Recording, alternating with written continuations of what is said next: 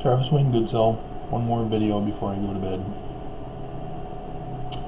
I had two, but I decided to save the next one for tomorrow.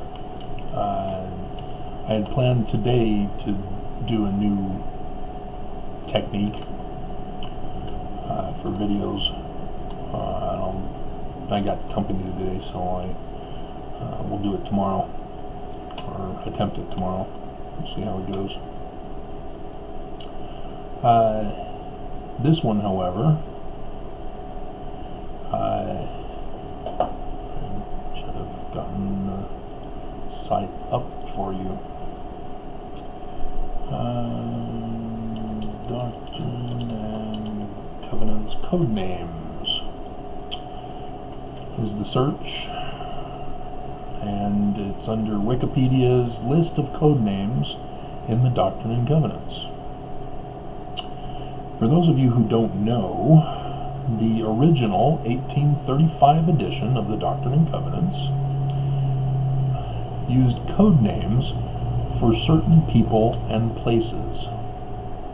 These names appear only in a few of the book's sections, mainly those dealing with the United Order. It is believed that the purpose was to avoid the use of these sections in lawsuits by opponents of the church. See, they're speculating. Don't speculate. Don't speculate. If you don't know the answer, just say, "We don't know why." The 1981 LDS edition replaced these with the real names. For those of you who don't know what they're talking about with the 1981 edition, that was when the church service missionaries, led by 3 apostles, McConkie was one of them, and so I've talked about how you can identify McConkie's work versus the others who use Strong's Concordance of the Bible that I use as a little stand for my screen, because I don't need it. I've already gone over that video. Because I myself was involved in the 2009 edition of the foreign language scriptures. I did the English part of it. There were Spanish translators and other translators to make the translation of the work I was involved in into that language from English. And so these guys were the ones who put in the footnotes first. So during the 70s, they were working on this project, and in 1979 they finished the Bible, and then in 1981 they finished the triple combination. So for the 2009 version, they started with the triple, finished that first, and then needed assistance with the Bible after that. And that's where I came in, because they came to me and said, "Hey, we want you to be a part of this because of your education." And it's interesting that they missed at least one. Allow me to point it out for you. Doctrine and Covenants, section 1, verse 16. As you read the previous verses, 14 and 15, it talks about those who are not giving heed to the words of the prophets and apostles. This is Joseph Smith. This is not talking about Brigham Young, John Taylor, Wilford Woodruff, Lorenzo Snow, etc., down to Nelson. Mormons tend to forget that. This is talking about Joseph Smith and the biblical prophets and apostles. Shall be cut off from among the people. cut off refers to excommunicated. And so, who is it talking to then, Mormons? That's right, you guys. Oh, any other videos ready? Let me publish that. So apparently the Mormon backed off on this one. He probably saw, as a Mormon I testify, and, oh okay, and missed the false at the end.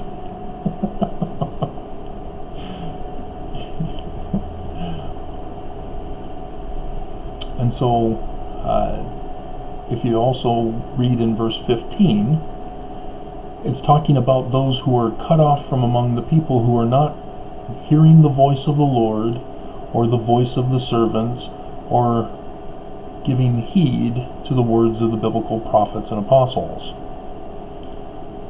But he keeps the pronoun in verse 15, for they have strayed. He doesn't give the proper noun for us to associate what the pronoun is. But I'm sure you Mormons will figure it out right quick here. They have strayed from mine ordinances and have broken mine everlasting covenant. Do the heathen Christians of the world, have they broken the everlasting covenant? How can you break something if you don't have it in the first place? Guess who they're talking about, Mormons? Joseph Smith was talking about future Mormons.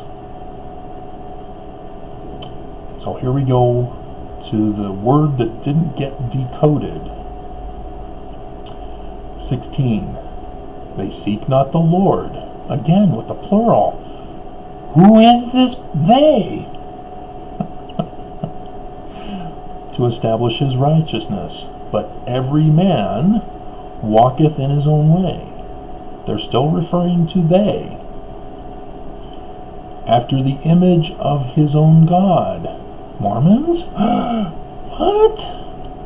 Whose image is in the likeness of the world, whose substance is that of an idol, and which waxeth old, and shall perish in Babylon. Didn't Babylon already perish? Even Babylon the Great, which shall fall, didn't that already fall? Didn't the Persians take over Babylon? What is this Babylon? Did Babylon get a resurgence somewhere in history?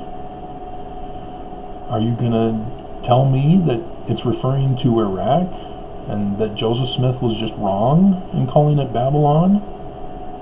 Or are you going to assume and speculate that it's referring to the world, spiritual darkness of the world, spiritual evil of the world?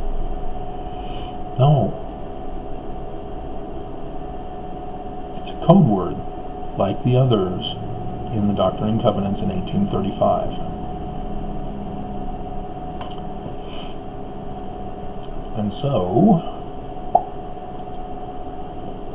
how can we know what word it's supposed to be?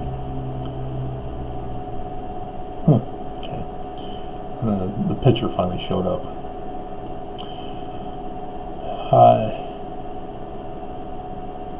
Where are they in America?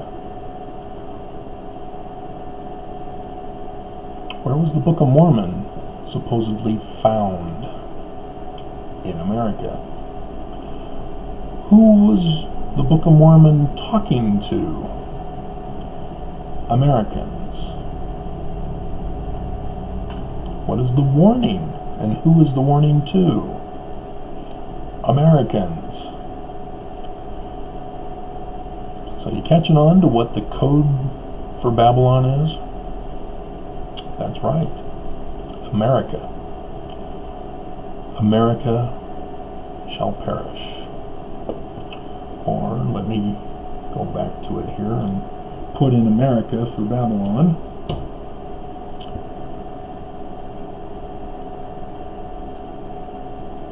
And shall perish in America, even America the Great, which shall fall.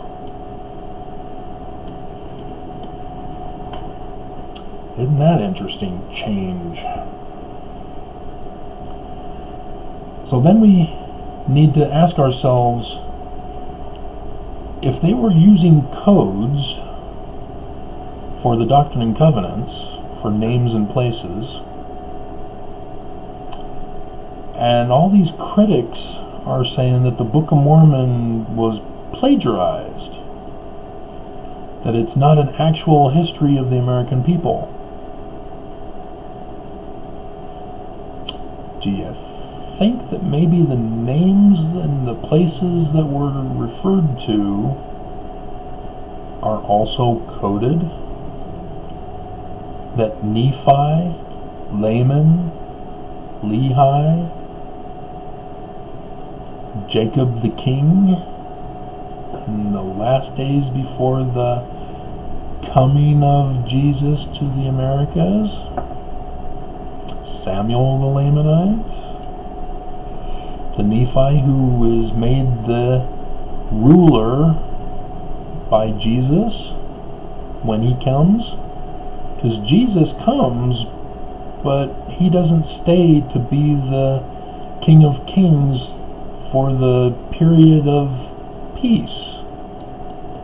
Nephi is made the king instead.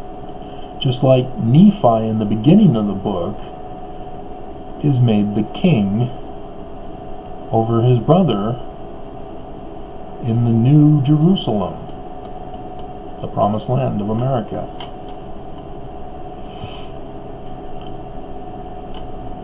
Just food for thought.